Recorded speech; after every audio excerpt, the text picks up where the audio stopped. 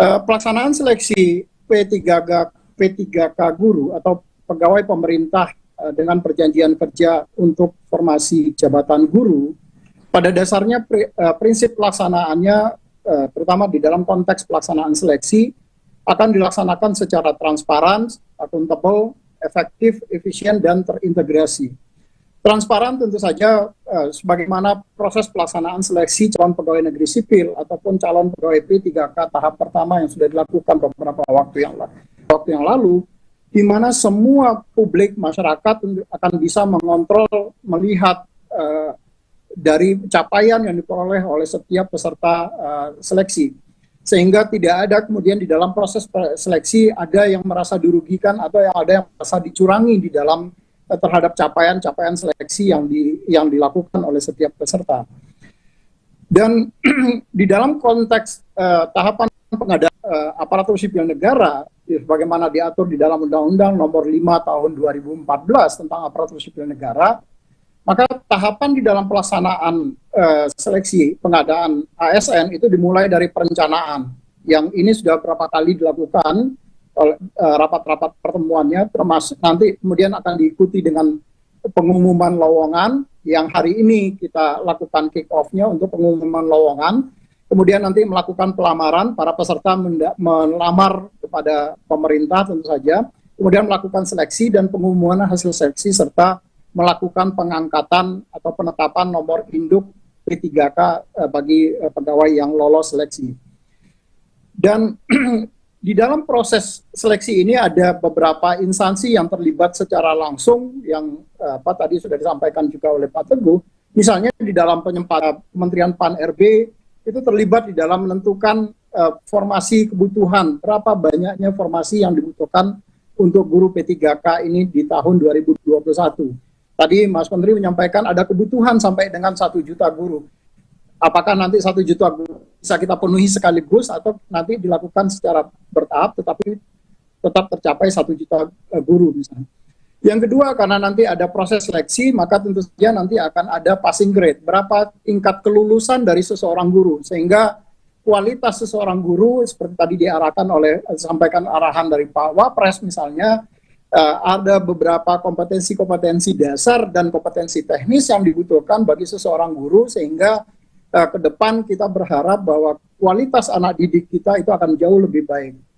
Nah, dari sisi BKN tentu saja kami di dalam konteks pendaftaran, semua proses yang dilakukan oleh BKN mulai dari pendaftaran itu sudah menggunakan teknologi informasi. Kita mulai dari pendaftaran kita menggunakan sistem seleksi calon aparatur sipil negara untuk P3K, di mana semua peserta nanti akan memaklun pesertanya, kemudian mereka registrasi pendaftaran, dan termasuk juga melakukan pencetakan kartu ujian. Semua dilakukan by system.